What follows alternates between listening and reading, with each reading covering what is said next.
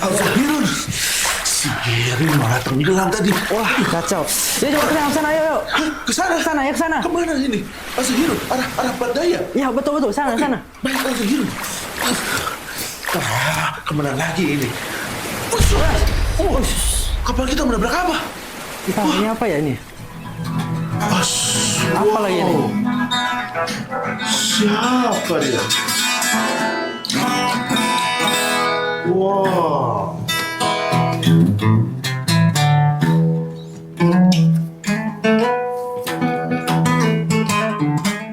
Wow.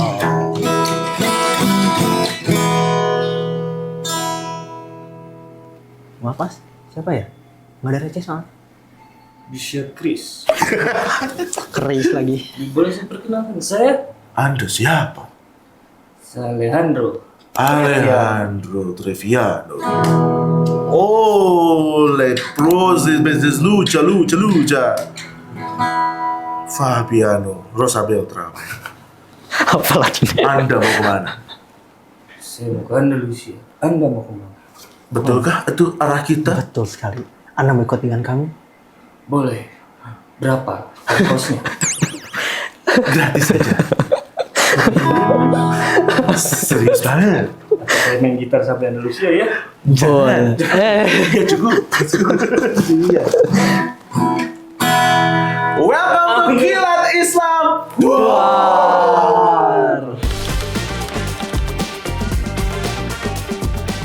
Ini nggak apa-apa saya. Ini nggak apa-apa saya numpang. Iya, Tidak tidak apa-apa. Tidak. Nanti saya kasih roti Spanyol. Oh, yes. Emang enak ya ada Spanyol? Roti aja biasa kayak negara kita. Oke, selamat datang Alejandro di kapal kami untuk menuju ke Andalusia sekarang. Dan perkenalkan, saya Ilham. Ini adalah Al-Zahirun. Zahirun, orang Arab. Arwah. Dia yang Arab. Ya. Alhamdulillah. Alhamdulillah Islam. Alhamdulillah Islam. Masya Allah. Haji. Nah, sekarang kita akan membahas tentang sejarah-sejarah Islam, kejayaan Islam yang katanya itu Andalusia, waktu di Andalusia. Jadi bener ya Hir, dia itu sempat jadi ibu kota yang terkenal Hir. Ya, betul. Oke, jadi buat teman-teman sekarang itu kita bakal ngebahas episode tentang Andalusia, dan kalau misalkan ini sebenarnya banyak banget referensi buku ya. Yes. Banyak banget referensi buku, banyak banget kayak untuk akhirnya tuh referensi dari sana. Tapi kita akan mencoba membahasnya sesimpel mungkin karena Al-Zahirun bisa membahas itu 4 jam lebih Jauh lebih. atau 5 jam gitu loh. Tapi baterai ini health-nya gimana? Iya, Sulit. Akhirnya kita nanti juga mungkin kita bakal jelasin kenapa akhirnya ada gitar di sini karena Garin menemukan apa Gar? Ada kesamaan ya? Ada kesamaan dari segi nada-nadanya. Asik. Woi. Nah itu juga nanti kita bakal konfirmasi seperti apa faktanya. Tapi sekarang kita mau bahas dulu yang pertama Zahir. Sebenarnya bagaimana awalnya Islam akhirnya bisa berkuasa di Andalusia? Oke. Sip. Coba Zahir, silakan Zahir. Oke, membincangkan atau membahas tentang Andalusia ya. Ya, Andalusia kan dulu tuh disebutnya adalah wilayah Iberia atau Iberia. Semenanjung Iberia. Uber ya. Uber. Nah, itu kan namanya Semenanjung Iberia. Nah, itu tuh wilayah di termasuk ke dalam benua Eropa juga. Oke. Yang sangat berdekatan atau bersebelahan dengan benua Afrika. Nah, awal mulanya gimana sih kok Islam bisa sampai sana? Kan sekarang kita lihat faktanya kan dikuasai oleh orang-orang Nasrani ya, orang Kristen. Terus emang bener ya kalau Islam itu pernah berkuasa di sana gitu? Ya pernah, bahkan selama 800 tahun lamanya gitu. 800 tahun? Ya, sekitar 800 sampai 700 tahun lah. Oke. Nah, jadi awal mulanya gimana sih? Jadi dulu di masa Khalifah Utsman bin Affan. Nah, itu tuh sudah ada Sorry, itu sahabat bukan sih? Sahabat Utsman bin Affan. Oh, sahabat ya? Ya. Takutnya salah. Ya, itu temen aja. Nah, itu udah ada udah ada ide gitu untuk memfutuhat wilayah Andalusia. Oh, emang dari dulu Iberia berarti itu, ya? dari dulu. Nah, itu tuh dengan upaya apa sih, untuk apa sih sebenarnya kok Futuhat ke Andalusia gitu Iya, kan? iya, Itu iya. sebenarnya untuk memenuhi bisyarah Nabi Muhammad SAW sebenarnya. Apa tuh? Salah satu upayanya. Jadi apakah Nabi pernah memberikan kabar gembira atau bahkan bilang Andalusia akan terfutuhat? Enggak sebenarnya. Cuman Nggak kayak Konstantinopel ya? ya betul. Nah, akan tetapi itu tuh upaya Utsman bin Affan untuk memfutuhat Konstantinopel sebenarnya. Oh, jadi ke Andalusia dulu. Kan bisa dulu, walaupun akan jauh tuh. Cuman ini tuh apa namanya tuh ada strategi yang lain gitu. Oke. Selain apa namanya futuhatnya tuh kan deket apa Asia Kecil atau apa itu tuh wilayah Anatolia tuh. Nah itu tuh ada strategi lain, itu akhirnya memutar Oke. ke Afrika dulu, terus ke Andalusia. Prancis ini gitu. Ya. Nah, awalnya kayak gitu. Nah, itu termasuk salah satu strategi kaum muslimin untuk mewujudkan bisyarah Nabi Muhammad SAW, ini membebaskan Konstantinopel. Apa tuh bisyarah tuh? Bisyarah itu adalah kabar gembira. Kabar gembira. Beda sama Sunnah. Soalnya beda. Bisyarah itu Saya selalu jauh kayaknya, Pak. Sunnah itu bisa disebut kayak kalau dalam ilmu fikih itu kan hukum. Ya. Kalau dalam ilmu syariat itu adalah hadis. Oh. Nah, kalau bisyarah itu termasuk dari hadis juga atau mungkin dari ayat Al-Qur'an hadis. juga. Tapi Oke. itu tuh konotasinya atau apa namanya itu? Isinya itu adalah kabar gembira gitu. Bukan kan kalau misalnya hadis kan beragam tuh, ada yang misalnya kabar gembira, ada peringatan, ada hukum, ada banyak lah. Nah, bisyarah itu salah satunya gitu. Berarti zaman Utsman bin Affan itu tahun berapa, Hir? Utsman itu tahun 600-an lah. 600-an sampai akhirnya terjadi itu bukan zaman Utsman sebenarnya ketika di Futuhat. Ya. Tapi ketika zaman Di masa Bani Umayyah. Bani Umayyah itu tahun Sekitar tahun 600 sampai 750. dekat dong berarti sebenarnya. Iya betul, dekat. Oh. Makanya strategi itu diwariskan akhirnya Oke. ke Bani Umayyah. Nah, siapa Hir yang ngefutuhatnya, Hir? Nah, kalau yang futuhatnya itu adalah mungkin kita sangat mengenal sekali nama seorang panglimanya, dan itu sering diceritakan bahkan dari sejak kecil mungkin ya. Gerin. Panglima TNI. Benar ya. Jangan. Enggak apa-apa, free pass. Free pass. Nah, itu namanya tuh Tariq bin Ziyad. Tariq bin Ziyad, mantap. Ziyadnya kayak gimana? Pakai T atau pakai D? Oke deh. Tariq bin Ziyad. Mantap Tariq. Mantap Tariq. Sebenarnya Tariq. tampi pisannya. Tapi bisa. Tampi pisan. Tapi emang waktu dulu tuh semenanjung Siberia itu kondisinya kayak gimana sampai akhirnya di Futuhat, Hir? Yang berkuasa kah kan kalau misalkan apa yang sering diceritakan tuh kayak siapa sebelumnya. siapa sebenarnya Romawi kan, Rezimnya siapa? aduh rezim Itu tuh waktu itu semenanjung Iberia itu dikuasai oleh kekaisaran atau kerajaan Visigoth. Visigoth. Visigoth. Anda bervisi tapi dalam got. Apa ikan gue? Visi gue. Fish ego. Fish I got. Visigoth. Ya itu kerajaan Visigoth. Nah, kerajaan Kristen namanya itu. Oh, Oh, oke. Kristen. Maaf. Iya. Ya, kerajaan Kristen Visigoth. Nah, itu tuh waktu di tahun sekitar tahun 700-an. 700-an. Nah, jadi Tariq bin Ziyad itu bukan tiba-tiba jadi panglima gitu ya. Jadi dulu tuh ada seorang gubernur yang ditunjuk oleh Khalifah Umayyah, yaitu Khalifah Walid bin KDM. Abdul Malik. Khalifah Walid bin Abdul Malik itu tuh mengangkat seorang gubernur di Afrika Utara, wilayah Afrika Utara yang bernama Musa bin Nusair. Nah, Musa bin Nusair itu dia tuh gubernur yang visioner Oke. dan cinta damai. Asal ya? Nah, Jadi apa namanya itu? Awalnya tuh waktu itu di Afrika Utara tuh terjadi perselisihan, perpecahan antara bangsa Arab dengan bangsa Berber. Berber. Berber itu penduduk asli di Afrika Utara. Oh, Atau suku bisa. Bukan burang beruang ya? bukan beruang beruang. Bukan burang beruang ya? Bukan. Nah, itu tuh akhirnya kan perpecah tuh. Nah, setelah datang diangkatnya Musa bin Nusair, akhirnya bisa bergabung dan melebur jadi disatukan dengan Islam. Oke, paham. Awalnya terpecah tuh awal mulanya karena ada isu fanatisme. Nah, akhirnya tuh mereka akhirnya bisa bersatu, dan ketika sudah bersatu umat muslim itu, maka pasti gimana nih kita mau lakuin apa lagi nih setelah bersatu nih. Akhirnya Musa bin Nusair itu punya tujuan untuk gimana kalau misalnya kita mau futuhat seberang kita nih Nah, seberangan banget ya, karena Afrika ya, Berber itu ya. Seberang kita nih wilayah sebenarnya Iberia gitu. Nah, akhirnya tuh Musa bin Nasr tuh minta izin lah ke Khalifah waktu itu, Khalifah Umayyah Enggak. Kunaon jang. Enggak gitu dong pasti dong. Masa Torik kayak begitu? Itu mah gubernur kita.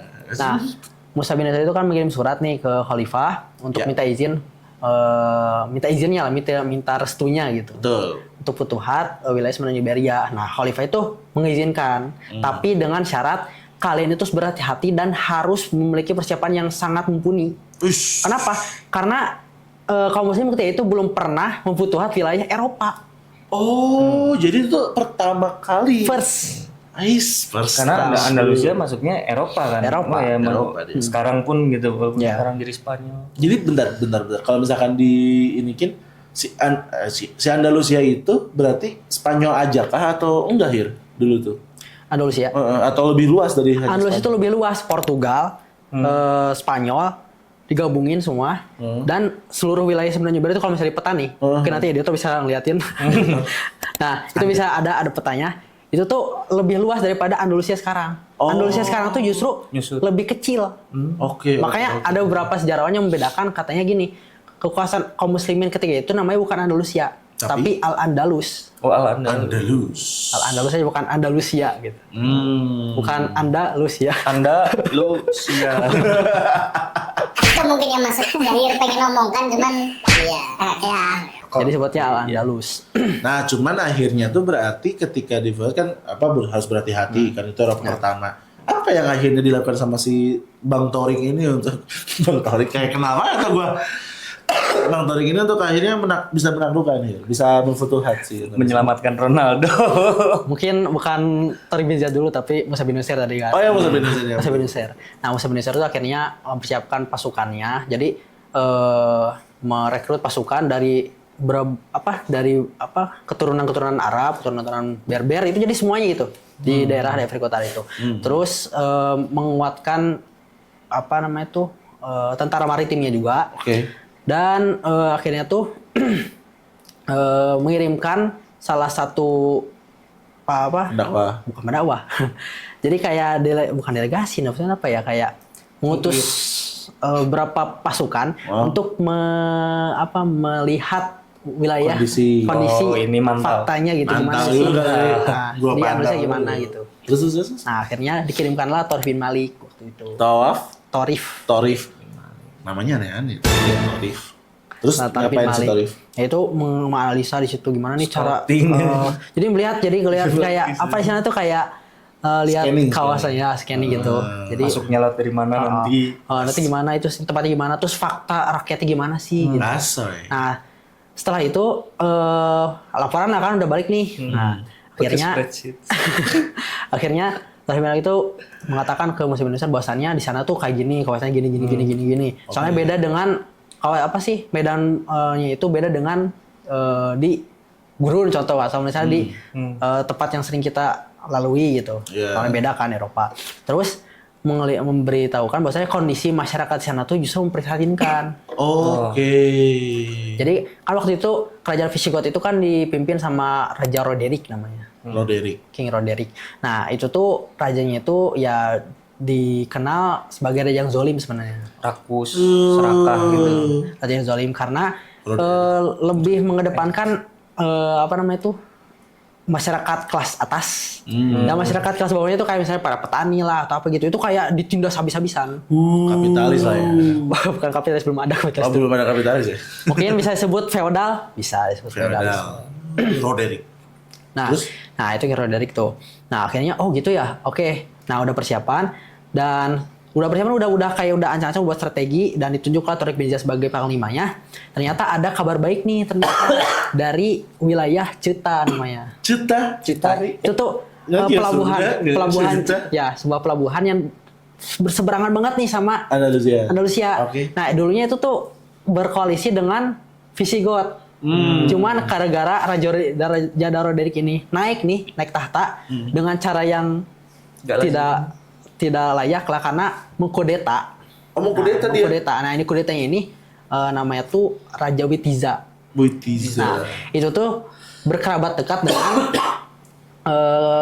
ya apa penguasa yang ada di Ceuta, pelabuhan Ceuta ini. Pelabuhan. Nah, akhirnya dendam lah mungkin. Nah, namanya itu Raja Julian waktu itu. Julia. Raja Julian. Nah, Julian itu akhirnya bekerja sama dengan kaum muslimin. Yakni dengan cara menyeberangkan pasukan gitu. Jadi berarti memang akhirnya ada bantuan juga dari rakyat Visigotnya juga. Itu bukan rakyat Visigot, bukan. Ya? Itu siapa tuh berarti yang si Julian itu? Itu ya kayak raja biasa aja. Di pelabuhan, bukan rakyat biasa. Jadi pelabuhan Ceuta tuh kan bukan di bukan yang Visigot, Rusianya bukan ya. Rusianya. Iya. Berarti memang dibantu sampai akhirnya terjadilah futuhat di sana. Iya. Tapi akhirnya kalah itu, maksudnya kayak akhirnya terkuasa itu? Nah, itu kan udah datang nih Turk bin Ziyad sama yang lain nih sama pasukannya sekitar 7.000 pasukan waktu itu. 7.000 pasukan. Banyak banget. Sudah capek juga tuh berapa Jadi kali muter. wilayah pesisir tuh akhirnya bisa terfutuhat dan akhirnya tuh mendengar hal itu Raja Roderick itu kan wah geram lah pastilah. Pasti. Datanglah dengan aingnya. nah itu datanglah dengan ada yang mengatakan 100.000 pasukan, ada yang mengatakan 200.000 pasukan. Banyak banget dia. Makanya banyak banget. Oke. Itu akhirnya tuh melihat banyak ini nih Tariq bin Ziyad nih akhirnya kalau sekarang mah calling ke Musa bin Nasir. Wahai gubernur, kirim lagi bantuan. Nah, gitu. Butuh sabar aja. Bantuan 10 juta cukup. Cekap. Jangan kebanyakan nonton KTM dah. Ya gimana FYP-nya itu terusan sih. Wah ini. Terus. Nah, akhirnya dikirimkanlah sampai totalnya tuh pasukan Tariq bin Ziyad itu sekitar 12.000 pasukan. Jadi 12.000 melawan kita ambil yang pertengahan aja 100.000 pasukan. Nah itu bertemu di wilayah Sungai Guadalete. Guadalete bagus banget. Nah, akhirnya tuh perang lah di situ tuh. Terjadi bentrokan di situ antara Perang namanya apa? Hah? Nama Perangnya Perang Guadalete. Perang Guadalete. Kalau di bahasa Arabnya adalah Perang Wadilaka. Agak jauh cuman. Wadilaka. Nah, akhirnya di sana terjadi pertempuran yang terjadi pada tahun 711 Masehi, Perang Guadalete, dan itu pertempuran tersebut tuh dimenangkan oleh kaum muslimin. Wih, iya dong. Kan memang terfutuhat jadi menang. Iya, terfutuhat. Nah, semenjak itulah Andalusia itu futuhatnya itu berkembang pesat ketika Raja Roderick itu kalah nih, tumbang. Disebutnya ekspansinya tuh meluasnya dengan cepat. Tumbang. Flu. Tipes dia. Aduh. Demam. Sama kayak Anda berdua pokoknya lah. Kalau tumbang lu demam udah nggak bisa masuk Anda. Nah tumbang kan, akhirnya tuh meninggal tuh. Nah akhirnya tuh setelah itu tuh cuma berapa tahun sekitar 10 tahunan itu tuh seluruh Semenanjung Barat tuh dikuasai. Jadi berapa tahun dong? 10 tahunan. 10 tahun doang. Iya. 10 tahun. Cepet dia masuknya ya. Termasuknya cepet. Ini kapal kita kayak miring gak sih di kamera? Menang ini soalnya anginnya gede mau ke Indonesia anginnya gede kan. Nah kodanya cerita mulu jadi gak keurus kapalnya kita muter-muter. Terus. Oke. 10 tahun. Akhirnya terkuasai akhirnya semuanya. terkuasai itu Semenanjung Iberia dan itu tuh kerennya gini ya yang saya ketika membaca itu tuh itu kan di tahun 711 sampai 700 sampai 20 lah 710. Iya. Itu tuh kan ketika Nabi Muhammad SAW itu mendeklarasikan Madinah sebagai Ibu kota. atau sebagai negara Islam ya. Itu cuman jangka waktunya tuh Islam itu bisa tersebar ke Eropa tuh cuman nggak sampai 100 tahun. Nggak sampai 1 abad. Itu jadi menandakan bahwasannya Islam itu tersebarnya tuh luas dan bisa diterima oleh orang-orang yang berpikir itu dengan mudah. Makanya berpikir Anda. Makanya mikir. Buku siapa sih itu? Buku Ferry Irwandi buat. Iya kayaknya iya deh. Makanya mikir. Itu sih yang selalu tuh kayak cuman di dalam kurang 1 abad, waktu kurun 1 abad ya, Iya. itu udah bisa tersebar luas sampai Eropa gitu. Keren. Ya memang membuktikan bahwa emang Islam tuh kuat gitu. Nah, Tapi maksudnya tuh apakah ada akulturasi budaya di sana yang terjadi? oke. Nah, jadi waktu itu tuh ketika akhirnya terfutuhat, nah kaum muslim di sana tuh akhirnya membaur dengan orang di sana. Maksudnya kan kayak inilah yang dalam bayangan ya. Itu kan kayak dulunya Visigot Kristen Eropa sentrik banget segala sebenarnya. Terus kayak ini dengan pemikiran Arab. Apakah kayak maksudnya akulturasi itu ada penyesuaiankah keislamannya atau kayak gimana di Indonesia itu apakah jadi kayak ya nggak ini banget atau kayak gimana tuh? Nah, jadi kalau disebut kulturasi jadi kayak menyesuaikan gitu. Kalau Islam itu tidak, misalnya tuh, apakah Islam jadi menyesuaikan dengan orang-orang yang di sana? Islam itu sebenarnya tidak menyesuaikan, justru Tidak. orang lah yang menyesuaikan. Dengan Islam. Nah, tapi Islam itu mengajarkan ketika itu kan waktu dulu sebelum Islam ke sana, orang-orang Yahudi itu tuh sering diusir dari sana, ditindas Dari lah. Andalusia. Dari Andalusia. Emang dari- kerjanya gitu mulu ya, Iberia. diusir mulu. Dia diusir mulu. Diusir mulu Nah, kerjaan. itu tuh tidak ada dizalimi lah. Nah, tapi semenjak Islam itu datang, orang-orang Yahudi, orang Kristen, dan juga orang-orang Muslim itu hidup damai, berdampingan. Oh, baru itu ya kayak bersatu banget gitu. Ya. Jadi ketika kedatangan Islam itu, jadi justru terutama orang-orang Yahudi ya, itu tuh kayak merasa senang kayak, wih akhirnya datang nih yang bisa mendamaikan kita, bisa membuat kita sejahtera. Orang Yahudi ngomong gitu. Serius? Yang Serius. asli tapi Asli. yang asli. Sekarang lu ya. Yahudi, Itu. Yahudi. Jadi karena emang waktu itu kan pas kerajaan Visigoth, apalagi pas Raja Roderick itu kan mereka tertindas. Tapi ketika Islam datang, akhirnya jadi aman. Nah, terus berarti yang dibuatkan di sana tuh akhirnya Islam bisa menyatukan beberapa agama juga di sana. Untuk akhirnya hidup berbarengan, hidup berdampingan, tapi dengan sistem Islam, bukan Nah, berarti betul. menyesuaikan, tapi memang akhirnya mereka yang mengikuti cara mainnya Islam. Lebih kayak gitu ya akhirnya. Ya. Nah, kan kalau Baghdad kemarin pusat apa namanya? Pusat literasi ya, ilmu. Ilmu pengetahuan. Andalusia nih apa nih? Pusat apa lagi? Pusat pembelanjaan. Kok mau belajar? Pusat grosir. Jadi pusat grosir ya? Pusat grosir. Jadi gitu dong. Masa yang satu toko buku yang satu pusat grosir?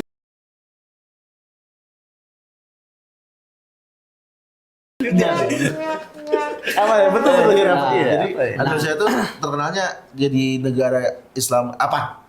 Nah, sebenarnya bagaimana nanti ke perkembangan Islam di Andalusia waktu itu? Betul, betul, Nah, sebenarnya nanti pada akhirnya akan seperti Baghdad sebenarnya. Jadi pusat peradaban dan pengetahuan juga. Oh, sama juga ya ini. Cuman yang membedakan adalah Yang membedakan itu adalah jadi kalau Andalusia itu gimana ya bilangnya? Pengembangan ilmu pengetahuannya itu datangnya agak belakangan. oke, karena fokus pertamanya adalah pembenahan kemasyarakatan dulu Ya, untuk benar bisa dulu. bersatu semuanya. Nah, jadi dulu kan ketika Raja Visigoth itu King Roderick itu kan badan masyarakat itu yang merasa di kelas 2 kan atau bahkan tidak setara atau bahkan jadi merasakan kemiskinan. Nah, itu diupayakan oleh Islam pas datang itu ekonomi dibenarkan dulu, dibenahi dulu, jadi perpolitikannya dibenahi dulu, pemerintahan dibenahi dulu sehingga akhirnya tuh ada kondisi stabil. Jadi distabilkan dulu. Iya, iya, Nah, iya. baru ilmu pengetahuan itu jadi apa namanya itu? Jadi fokus utama itu ketika datang Abdurrahman Ad-Dakhil. Abdurrahman Al-Dakhil. Dia tuh cendekiawan atau kayak Bukan cendekiawan, tapi dia tuh adalah seorang keturunan Bani Umayyah yang datang ke Andalusia nanti itu jadi seorang pemimpin di sana. oh gubernur, bukan gubernur. Jadi apa? emir. Jadi apa? Emir. Emir apa? Emir itu pemimpin. Oh, bedain khilafah sama emir apa? Emir itu cuman istilahnya tuh kayak Area aja. jadi kayak penguasa gitu. Jadi bukan khalifah itu kan pemimpin pusat. Jadi misalnya emir, gubernur, terus apa namanya itu? Ada wali Bukan wali kota. Ada wali kota juga? Iya. Jadi kayak itu tuh nanti berpusat ke khalifahan. Oh iya iya. Ya ini berarti jadi emir pilar gubernur lah ya kalau misalkan simpelnya kayak gitu ya. Disebut gubernur juga bukan, soalnya emir Abdurrahman Ad-Dakhil itu justru berpisah dengan Abbasiyah. Kenapa berpisah? Bu? Jadi uniknya Abdurrahman Ad-Dakhil itu adalah dia tuh yang menyatukan. Jadi ketika Abdurrahman Ad-Dakhil ke sana itu terjadi perpecahan juga di sana tuh. Perpecahan gara-gara beliau. bukan gara-gara beliau. Perpecahan gara-gara fanatisme. Jadi masih ada fanatisme itu gara-gara Oh, jadi di Andalusia tuh. ada bangsa Berber, ya saya bangsa Berber. Ini bangsa sebenarnya Iberia, saya orang Iberia, saya orang Arab. Jadi masih belum bersatu. belum bersatu banget. Nah, pas datang Abdurrahman Ad-Dakhil dipersatukan. Tapi oke. sekaligus juga memisahkan. Menyatukan orang-orang di sana dalam satu kekuasaan, tapi memisahkan diri dari kekuasaan pusat. Oh iya iya, kebayang. Berarti emang gak bisa layak disebut gubernur juga sebenarnya cuy. Oke. Kayak ya udah mimpin aja di sana gitu Mimpin kan. aja. Oke. Nah berarti dari sana tuh berarti jadi pusat ilmu pengetahuan juga, ada perpustakaannya juga. Nah, ada namanya perpustakaan Cordoba yang waktu terkenal waktu itu. Oh, Cordoba. Soalnya ibu kota ilmu pengetahuan di sana tuh di Andalusia itu adalah Cordoba. Kalau ibu kotanya Andalusia, Cordoba juga. Cordoba.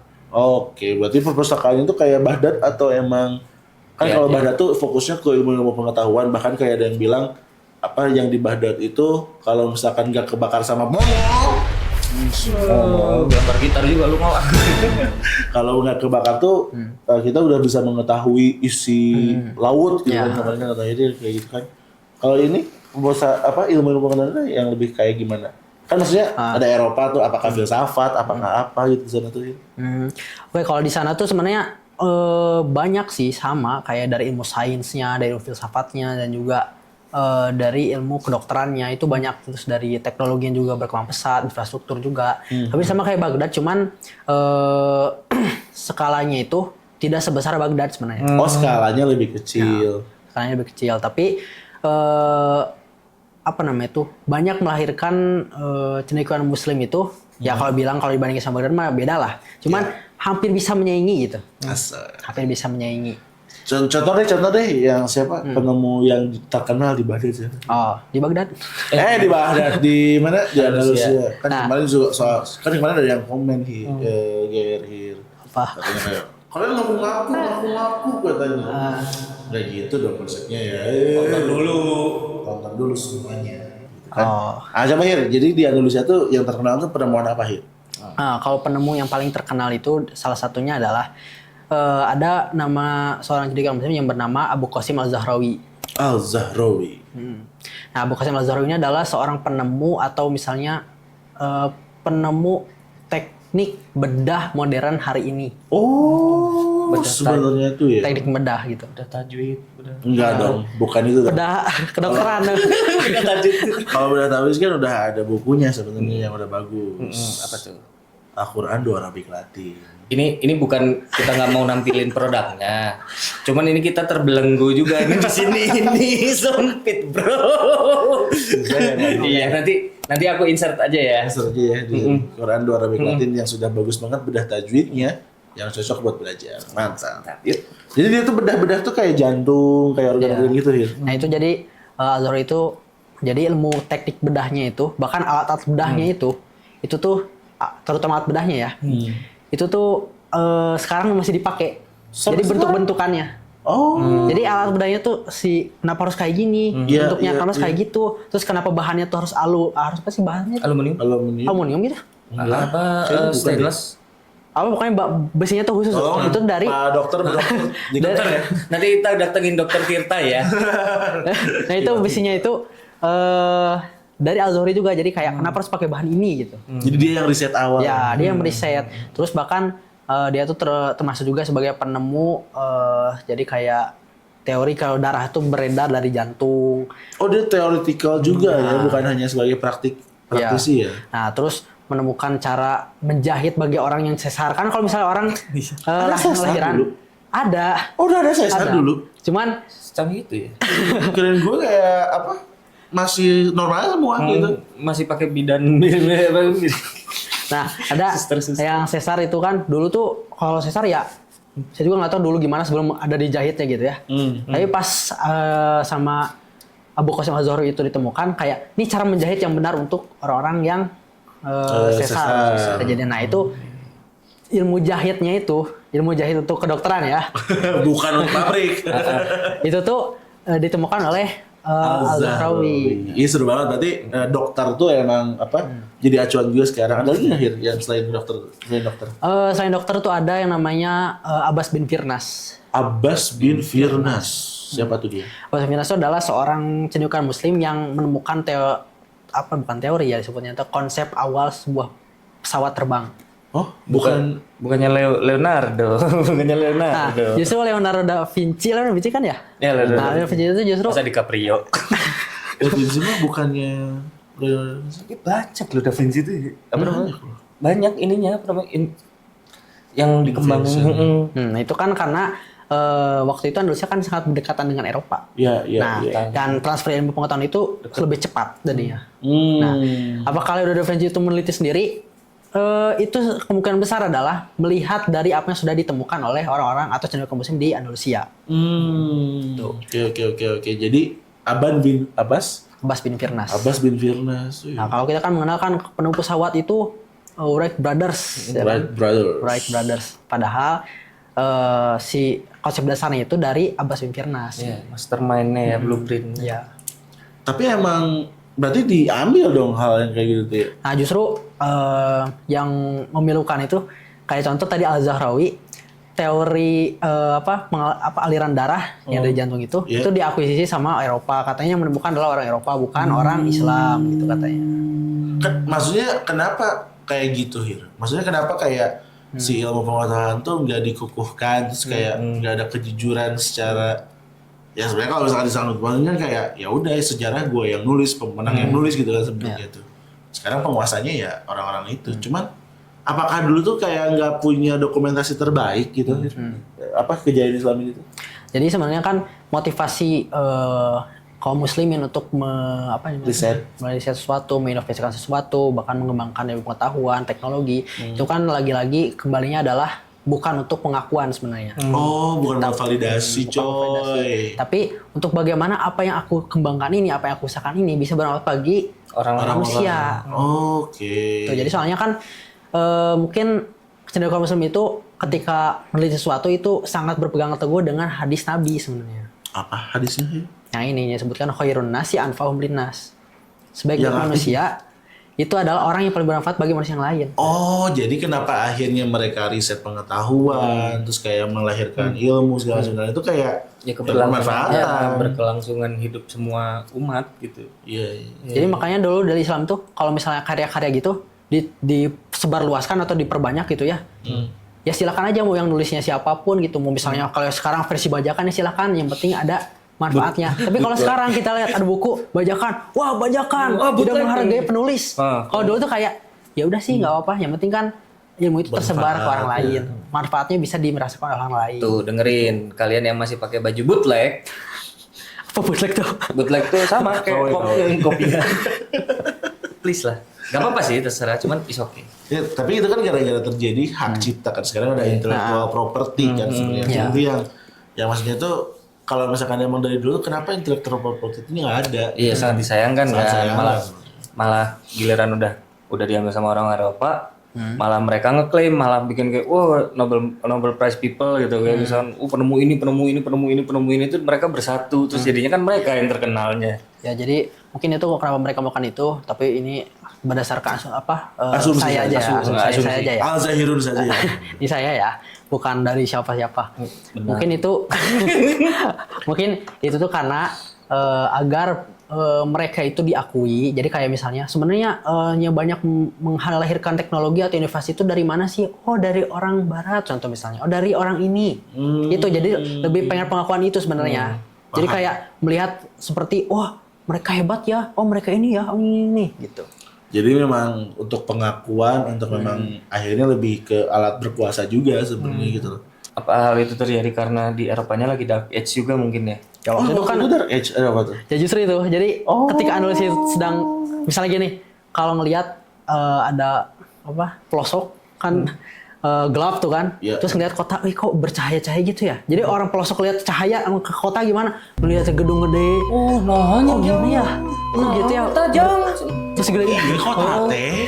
gitu. Jadi istilahnya tuh kayak orang Eropa waktu itu pas ngelihat analisisnya tuh kayak, wih bagus banget ya. Oke. Nah akhirnya tuh mereka tuh kayak gimana cara kita kayak gitu ya? Akhirnya mereka belajar ke sana. Oh, jadi pusat belajar juga ya. Jadi di sana tuh pusat belajar orang Eropa sebenarnya.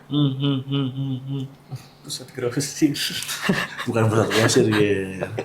Iya sih, tapi memang akhirnya ya Andalusia itu banyak menyimpan cerita-cerita menarik juga ya.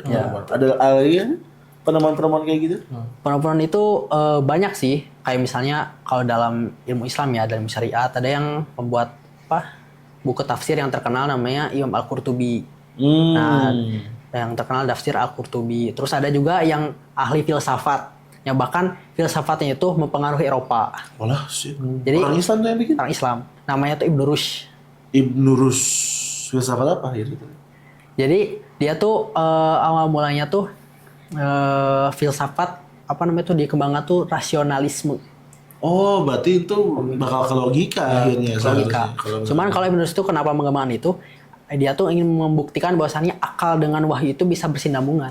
Ih, keren. Respect Ibnu Rus. Nah. Rus, mantap Rus. Cuman waktu itu yang dipelajari akhirnya tuh akalah yang oleh orang Eropa ya, akalah yang menjadi penentu utama jadinya. Makanya kan jadi berkembang tuh ilmu filsafat di Eropa dan akhirnya tuh Terus akhirnya mereka jadi kritis dan akhirnya masuk masa Renaissance. Jadi Ibn Rushd itu sangat berjasa terhadap Renaissance Eropa sebenarnya. Oh, Gitu. tapi itu juga yang akhirnya mengaburkan filsafat Islam itu sendiri gitu ya. Wah, mantap. Nah itu ada banyak. Tapi dari berbicara tentang akulturasi lagi kan, maksudnya anggapan ilham pertama itu adalah ketika ini kan maksudnya ke Eropa gitu kan, kayak Eropa lah ya. kayak Eropa segala sebenarnya maksudnya itu apakah penyesuaian, tapi ternyata memang syariatnya tetap dijalankan juga gitu loh. Cuman kalau dari hal-hal yang mungkin akhirnya pemerintahan itu berapa lama sih mereka berkuasa tuh? sekitar Tadi itu 800 tahun 700 sampai 800 lah. 700 sampai 800 tahun gitu. Itu sampai akhirnya mereka enggak lagi, maksudnya kayak tidak berkuasa lagi itu gara-gara apa? Apakah gara-gara Mongol? Apakah gara-gara si Mongol itu lagi apa? Siapa sih? Gimana? Yang si Zahir bukan Zahir kan? Siapa? Siapa? Genghis Khan. Genghis Khan. Apakah gara-gara Genghis Khan atau beda? Beda, karena ya? kalau misalnya Mongol kan di Asia Tengah, jauh Betul, banget kalau jauh misalnya ke sebenarnya berada di ujung. Lain juga ya? Soalnya kan Mongol juga, apakah Mongol pernah ke Afrika? Tidak. Nggak pernah ya? Nggak pernah ke Afrika. Kejauhan. Kejauhan. Nah jadi tidak berkuasanya lagi Islam di Indonesia karena apa? Nah, jadi awal mulanya tuh waktu itu kan ada kan ketika itu tuh Andalusia atau Andalus itu kan bersampingan dengan Kristendom Eropa atau kerajaan-kerajaan Kristen kan. Nah, kerajaan-kerajaan Kristen ini ingin istilahnya tuh kayak menaklukkan kembali. Menaklukkan kembali kaum muslimin yang telah istilahnya tuh merebut tanah kita gitu. Wajar. Wajar. Nah, akhirnya ada semangat yang namanya Reconquista. Reconquista. Oh, iya. Gimana? Nah, jadi Reconquista itu adalah semangat Kristendom Eropa ketika ingin menaklukkan kembali wilayah mereka katanya kan, wilayah mereka yang ada di semenanjung Iberia gitu. Nah, jadi kan katanya ini dulu wilayah Kristen kok masih sama Islam, kita harus menaklukkan kembali gitu, ada semangatnya. Akhirnya mereka tuh akhirnya bisa bersatu di situ tuh. Berapa orang tuh banyak banget? Banyak koalisinya. Semua kerajaan tuh. Jadi kerajaan tuh ada beberapa kerajaan yang bersatu, ada yang beberapanya yang independen lah Sendiri-sendiri. sendiri. Nah, itu tuh dan memanfaatkan yang paling puncaknya itu adalah memanfaatkan perpecahan kaum muslim ketika itu. Jadi di akhir-akhir tahun 1100-an gitu ya, atau tahun 1900-an itu tuh terjadi perpecahan. Jadi ada terjadi beberapa faksi kaum muslimin itu. Jadi akhirnya tuh mereka terpecah dan jadi perang saudara. Nah, perpecahan nih perang saudara. Yang satu, wah saya mau ini kudu menguasai yuk gitulah. Jadi yang awalnya bersatu kaum muslim itu jadi berpecah. Di sakarep nasrani. Jadi kayak ini wilayah saya gitu. Manusia. Kristen melihat itu, wah caranya nih bisa nih kesempatan buat kita celah nih gitu. Opportunity. Nah, setelah itu apa? Ketika salah satunya adalah salah dua kaum muslim sedang berperang nih. Satu kuat nih, satu lagi masih kurang lah, atau misalnya belum bisa menyaingi yang satu ini. Nah, akhirnya tuh yang parahnya itu adalah yang lemah itu atau misalnya yang belum sepadan itu tuh minta pertolongannya ke siapa? Bukan orang muslim lagi, tapi ke orang-orang Kristen. Oke, kerajaan Kristen. Ingat deh. Ingat apa tuh? Gitu-gitu terus ya perasaan polanya. Iya, polanya sama sebenarnya. Barat. Gak kreatif lu. Jadi setelah itulah baru akhirnya kan dibantu orang Kristen dengan persyaratan tertentu. Akhirnya tuh bisa menang mereka. Karena menang nih, dibantu menang. Wilayah ini buat gue lah. Minta jatah lah. Jatah, atau misalnya minta banyak segini lah. Nah, gitu. Nah, terus gitu itu berulang gitu. Berulang. Bahkan ada pertempuran besar juga antara Kristen sama orang-orang Islam. Orang Islam kan waktu itu udah berpecah nih. Jadi kekuatannya juga terbagi-bagi. Nah, jadi gampang dikalahkan gitu kan. Sedangkan orang-orang Kristen ketika itu dengan semangat Reconquista dan mereka itu bersatu, ya dengan mudah dong, udah bersatu, punya semangat Reconquista gitu kan. Logistiknya banyak gitu misalnya. Ada pasokan, bahkan ada restu dari Paus waktu itu. Nah, akhirnya tuh Kenapa ini? Akhirnya tuh terjadilah yang namanya tuh di akhirnya ya, pada akhirnya tuh Kristen Merwa itu berhasil mengusir atau bahkan menghancurkan kekuasaan Islam di Andalusia. Itu berapa lama juga tuh itu? Nah, puncaknya itu di tahun 1492 ketika kerajaan Aragon dan Castilla itu bersatu untuk mengalahkan kaum muslimin yang ada di wilayah Andalusia. Berarti udah di Eropanya udah Renaissance ya itu. Belum. Oh, masih kan belum. 1400. Masih 1400 masih 1400. Tapi Renaissance itu tahun? Renaissance itu di abad ke-16. Maka dia mengadakan abad ke-15. Tapi dari Eropanya udah grow gitu ya, mulai Udah mulai ini. udah mulai gokil. Karena ya istilahnya kayak gini, kalau udah bersatu, bangsa manapun pasti kuat. Iya, makanya Islam harus Satu. Ingat, 3 Arab, Yoi. Tiga Arab. buyar semua. Nah itu jadi ketika itulah kaum muslim itu terusir, bahkan ya tidak bisa berkuasa lagi di sana. Dan kekuatan terakhir itu adalah di kota Granada. Granada. Oh itu tuh pertahanan terakhir Granada tuh pertahanan terakhir Granada, Islam. Oh ya. Granada, pantesan. Pantesan apa? Apa namanya kayak ya ada informasi-informasi yang saya tangkap gitu. Nah, Terkait Granada. kota Granada itu yang terakhir. Sehingga akhirnya itu kan akhirnya Granada di pada tahun 1452 tuh oleh Ratu Isabella dan Raja Ferdinand. Isabella adalah kisah. Nah, itu dua orang itu dan bersama pasukannya, ya akhirnya kalahlah Granada ini. Nah, dan penguasa terakhir kaum muslim di sana tuh di Granada adalah namanya tuh Muhammad bin Bu Abdil. Jadi Muhammad bin Abdullah namanya, cuma disebutnya Bu Abdil. Nah, itu tuh ya rangkaiannya panjang sebenarnya. Kalau pengen lebih detail dan bagaimana ceritanya mungkin bisa baca nanti di beberapa literatur yang bisa kita baca, mungkin cari aja lah di marketplace lah kalau baca buku gitu. Ada kok judulnya. Ada, boleh nanti tanya aja. Bayang. Cuman waktu ini pertanyaan aku sih, Khilafah nggak notice ya waktu kayak semua kerajaan Kristen mau menyerang Andalusia, atau emang nggak aware aja? Saya itu khilafahnya siapa? Waktu pada tahun 1492 itu Udah Turki? belum. Belum Ottoman. Masih di Khalifah Abbasiyah, cuman bukan di Baghdad, tapi di Kairo. Oh. Jadi Abbasiyah itu pernah 2 kali di Baghdad dan juga pindah ke Kairo nanti. 2 periode. Soalnya maksudnya. udah ya ada periode gitu lah. Jadi setelah kalah oleh Mongol itu pindah. Oh, dan akhirnya di Kairo. Mesir. Nah, di Mesir. Nah, Seru ya nanti kalau kita berlayar lagi ke Mesir. boleh. Tapi kita juga berarti Ottoman tuh harus masuk list, bro. Iya, saya boleh ikut. Boleh, bro. Alejandro mau ikut. Mau ikut? Alejandro coba main gitar dulu, Alejandro. Boleh, tapi nanti saya pulang ke Andalusia dulu. Loh, main gitarnya sekarang aja. Yang kita sekarang ini kayaknya kapalnya nggak cukup. Nah, bisa lah. Bisa.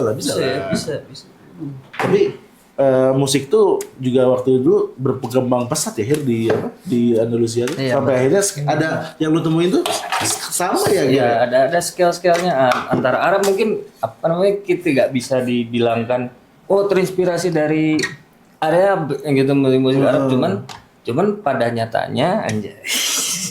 Sebanyak pengetahuan saya cosplay pada itu tuh tangga nadanya mereka pun sama gitu. Contoh. Spanyol, Arab pun sama kan.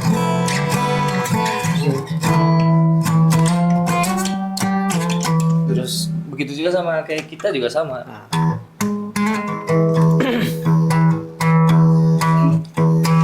Kok gitu? Itu Arab. Ini Arab bisa.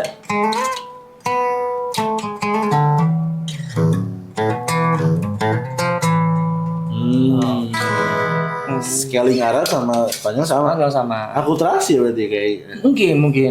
Tapi enggak ya Heri sebenarnya. Jadi sebenarnya kalau bicara tentang musik atau budaya musik ya dulu di Andalusia itu ada sebenarnya. Ada kan berarti kan sebenarnya. Ya soalnya kan kalau kata sekarang kayak Spanyol kan hype-nya tuh selain bola ya. Itu kan dengan musiknya, budayanya kan. Tuh. Jadi kayak ada yang kayak apa kalau di Flamingo. Spanyol gitu sih nggak tahu lagu-lagunya. Nah itu kan itu identik dengan hal seperti itu gitu. Betul. Harusnya kan pertanyaan kok bisa tiba-tiba kayak gitu. Justru itu tuh ada sumbangsi juga dari peradaban Islam waktu itu. Ada juga ya? Ada juga. Oh. Jadi dulu tuh ada seorang musisi, seorang ahli budaya yang dia tuh jago banget main musiknya. Wish. Alejandro bukan?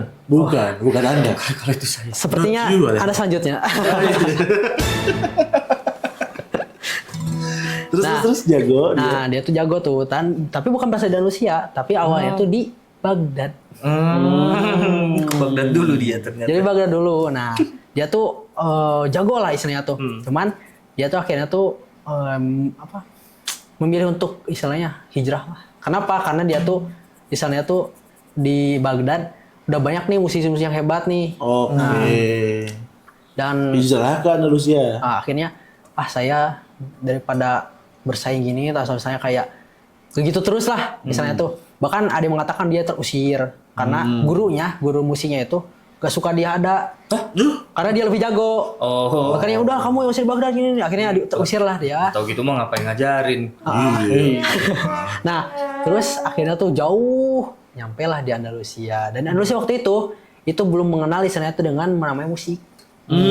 Tapi mengenalnya kan ilmu pengetahuan lah, terus riset itulah, sains lah, filsafat lah atau apa gitu. Tapi pas datang musik kayak, wih apa nih? Apa nih? Ya apaan melengkung gitu? Apa itu? Asik juga gitu.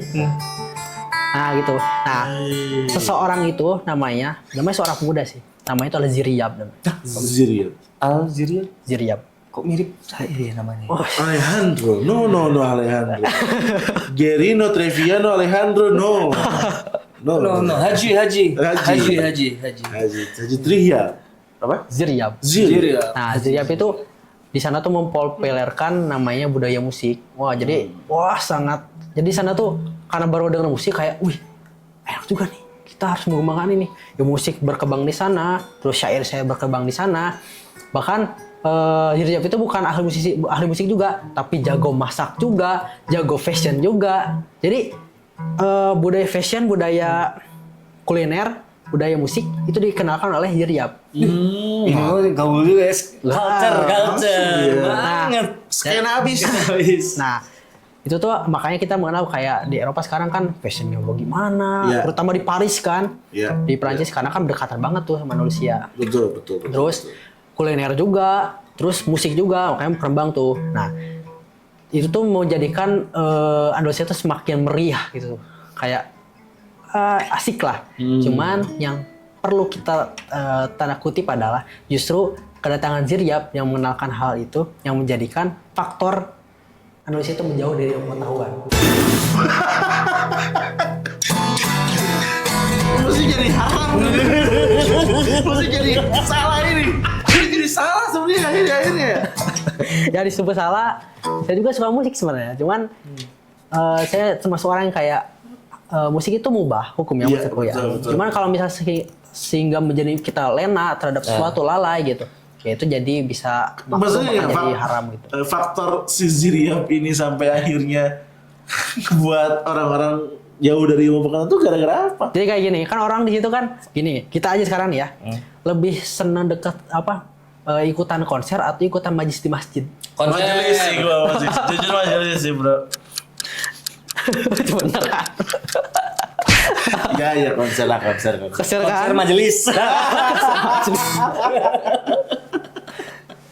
Ya betul. Ya, jadi di dulu juga kayak gitu ya. Namanya juga manusia kan suka yang asik-asik gitu kan. Kalau misalnya ikut belajar kayak meneliti sesuatu, pusing ini mah. Mendingan kita enjoy-enjoyan aja nih. Bentar jadi kapal kita belok lagi. Kenapa? Kapal kita nggak lurus lagi sama kamera.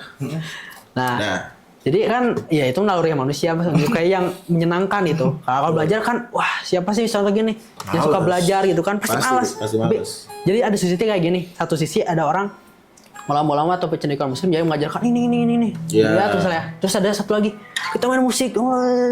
Mending ini lah. Nah, akhirnya terlena tuh ke sana. Terlena. Ta. Nah, itu jadi kedatangan Ziria ke sana tuh bisa disebut kemajuan juga, bisa disebut juga kemunduran juga. Jadi bahwa kemajuan sekaligus kemunduran. Jadi lu jangan jadi Syria. Ya, berarti apa namanya? Karena di Andalusia tuh kayak musiknya sesuatu yang baru mungkin ya. Jadi nggak, wah ada siapa Ziriab tadi datang tuh kayak, jadinya kayak terlalu memuja sosok mungkin. Bukan muja Muja sosok, sosok, tapi kalau dipuja sosok fanatik. kayak bukan fanatik, jadi kayak membawa sesuatu yang baru, membuat sesuatu yang mengasihkan, menyenangkan, Sampainya membuat terlena. menjadi terlena. Terlena. Nah, kan bedarnya ya jangan sampai terlena aja. Lo boleh asik, lo boleh kayak menikmati sesuatu asal tidak terlena. Meskipun fakta cerita seperti itu bukan berarti musik haram teman-teman. Iya, sholat mas sholat, kecuali sholatnya main gitar sambil sholat, nah itu jangan. Nah, itu nggak boleh mas. Mas udah offline mas. Itu baru nggak boleh. Nggak boleh mas. nggak Mas. boleh. Jangan teman-teman jangan ditiru ya. Jadi Oke. itu tuh bisa menyimpulkan bahwasannya Andalusia itu apakah cuma ilmu pengetahuan doang? Enggak. Jadi dari Semua fashion. entertainnya aja Entertain. maju gitu. Kayak ini ya, kayak sekarang kayak kota kita nih, Apa tuh? Paris Panjapa. Alah. Bundang. Ya. Tapi mantep lah. Itu pembahasan tentang Andalusia kayaknya kita harus tutup ya. Kebanyakan nih kayaknya. Ini kita overlap nih. Gak tahu sih nggak kelihatan ya. Cuman ya tadi pembahasan musik terus akhirnya dari Andalusia sampai hancur seperti apa. Bener ya teman-teman. Maksudnya banyak banget referensi yang bisa teman-teman baca dan ini hanya secuplik aja. Secuplik kilasan yang kalau misalkan teman-teman tuh bisa membaca lebih banyak tuh ya ternyata lebih bisa jatuh cinta lah ya sama kejayaan muslim dulu. Bukan berarti ngaku-ngaku. Bukan berarti kita bukan berarti itu karena bukan nenek moyang kita. Enggak dong. Tapi ini adalah kita menceritakan tentang bagaimana sih memang akhirnya ketika Islam itu berjaya dan juga mungkin akhirnya bukan kayak ya sekarang kita udah ngerti Baghdad sama Andalusia nih. Yang di Baghdad seperti apa, yang Andalusia seperti apa dan banyak banget nih kota-kota yang lainnya juga tuh yang dulu tuh sempat jadi pusat Islam ya akhirnya. Dan itu juga mungkin ceritanya bakal lebih beda lagi, tapi teman-teman jangan juga lupa berhenti buat belajar juga. Jadi ini hanya kilasan aja, namanya juga kilat Islam. Jadi kayak cuman kilat-kilatan doang yang teman-teman bisa nikmatin juga secara seluruhan dengan teman-teman mencari sendiri. Tapi kalau misalkan kalian punya pemikiran-pemikiran yang lain mau, enggak kok ininya gini, silahkan di komen. Nggak apa-apa. Nggak apa-apa, silahkan. Kita berdebat dengan sehat dan mencari sesuatu yang untuk ilmu pengetahuan juga. Ya. Jadi teman-teman nggak usah risau juga untuk kayak itu. Sip. Mantap Zahir? Ya. Mantap Al-Zahir. Alejandro. Where you wanna go right now? Kayaknya saya nggak jadi ke Andalusia itu. Nggak jadi. Udah hancur soalnya. Udah hancur ternyata. Sama dengan Bista. Iya. Mungkin saya masih mau ke Mesir mungkin ya. Mesir boleh. Mesir. Nah itu tentukan lah kita Ya, mau itu nanti yang penting saya ngikut di kapal ini dulu. Ikutin apa ini Andra? Hah? Welcome to the boat. Welcome Iya. to the boat. Welcome to the boat. Kebetulan Gerin hanyut katanya kemarin. Iya, kirim mati. Oh, hanyut di Hanyut, Laut iya, di Kaspia. Laut Kaspia, Oh, iya. Kaspia, iya. Waduh, bahaya tuh Iya. dia tuh. Tapi saya tadi waktu mau masuk ke kapal, kok saya ngeliat fotonya Gerin kok mirip saya. Loh. Lo jangan-jangan Anda Apakah Anda adalah seorang kembaran? Ya, pokoknya teman-teman jangan lupa di like, comment, dan subscribe dan sampai bertemu di Kilat Islam selanjutnya. Assalamualaikum. Bye. Mantap.